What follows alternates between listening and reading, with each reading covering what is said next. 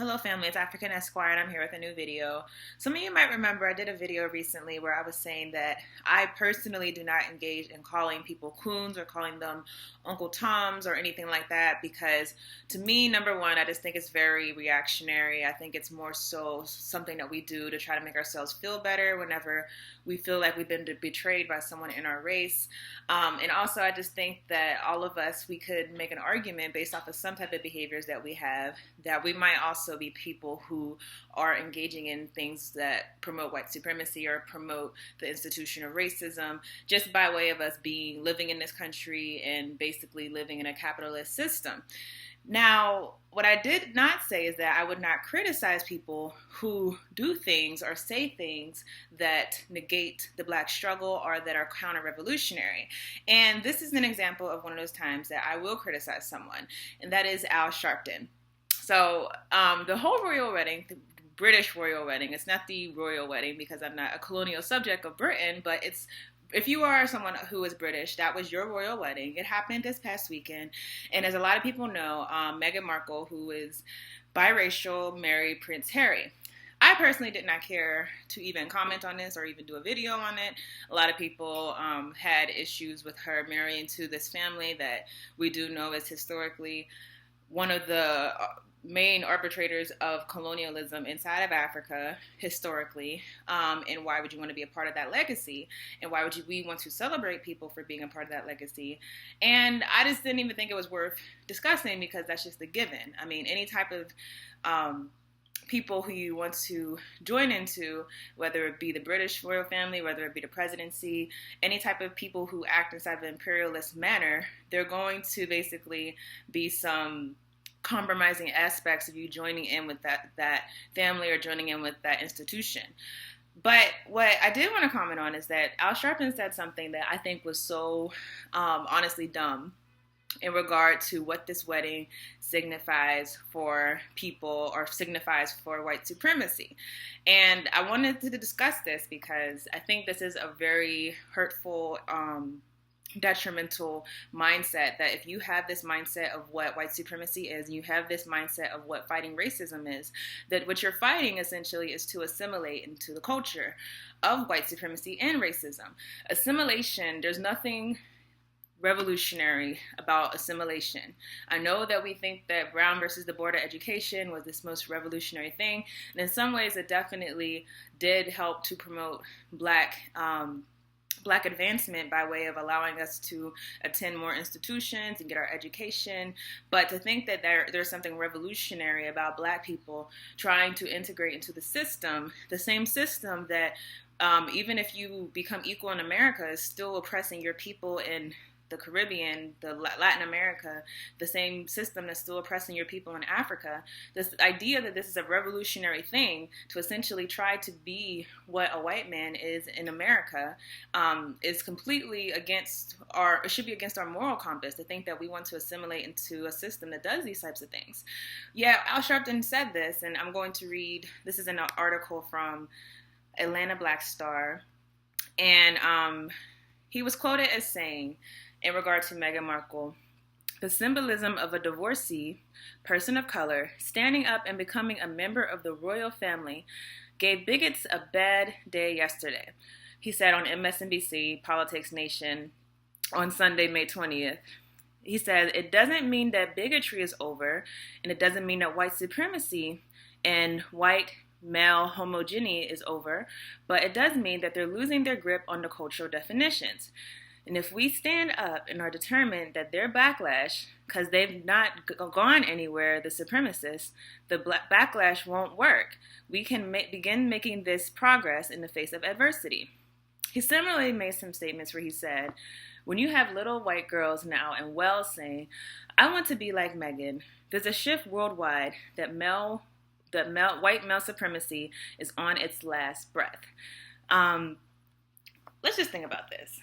So Al Sharpton wants us to believe that the fact that we now have little white girls in England who might admire Meghan Markle, who, let's be honest, she's not a full African person. She's biracial, and she doesn't look like a full African person, so I don't really get what his point was with this. But he's saying that these little white girls who will admire this woman that means that white supremacy will be on its last breath. The dangerousness of this statement is very, very blatant, I think.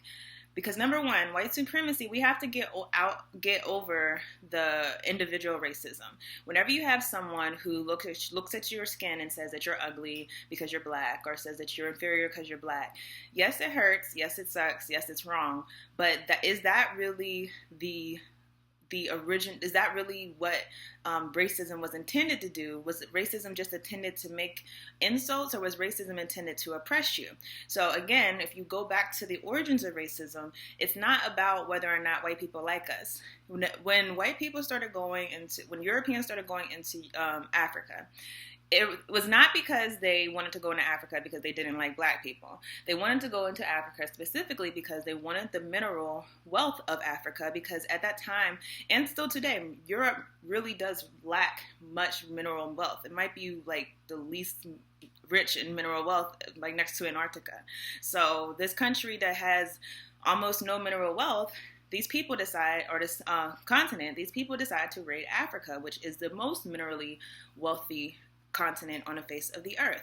That is always going to be the basis of white supremacy. Now, all of this individual racism, whether it be people calling you the N-word, whether it be people saying that you're ugly because you're black, or saying that you're dumb, and all these other things, all of these are just symptoms of the original intention. The original intention, again, was going into Africa, raiding the land, and exploiting the people of all of their mineral wealth and of their resources.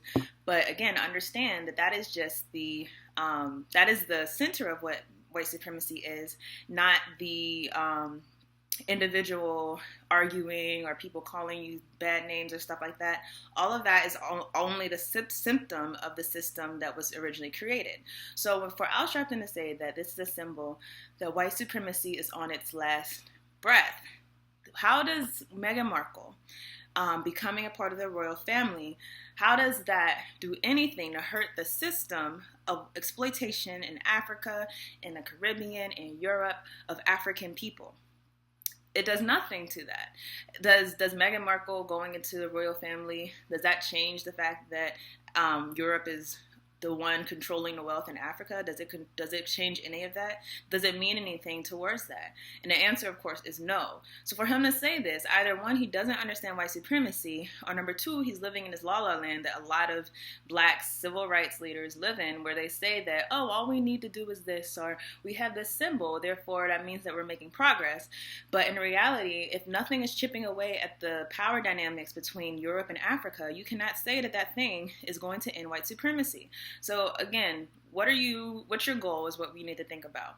If your goal is assimilation, your goal is assimilating into the same system that oppressed you. But revolution is saying that this system is fundamentally wrong. We have to change the power dynamics between Africa and America, or Africa and Europe, so that people who are in Africa can control their own resources. And people who are in Latin America, people who are in Haiti, people who are in all these other places can actually control their own mineral resources.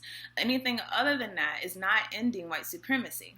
So again, Al Sharpton, he misspeaks often, but this was one of those times and one of those things that if we're gonna have this mentality that anytime black people get to be inside of these circles of white people, and that essentially our validation comes from the white institutions that we want to become part of.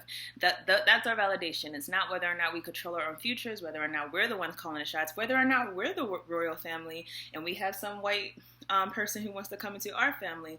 That's not the validation. The validation is going to the white person and becoming validated by them. Any system that does that is not doing anything to hurt white supremacy, and it's certainly not doing anything revolutionary. So that's all I have for today. I will see you all in another video.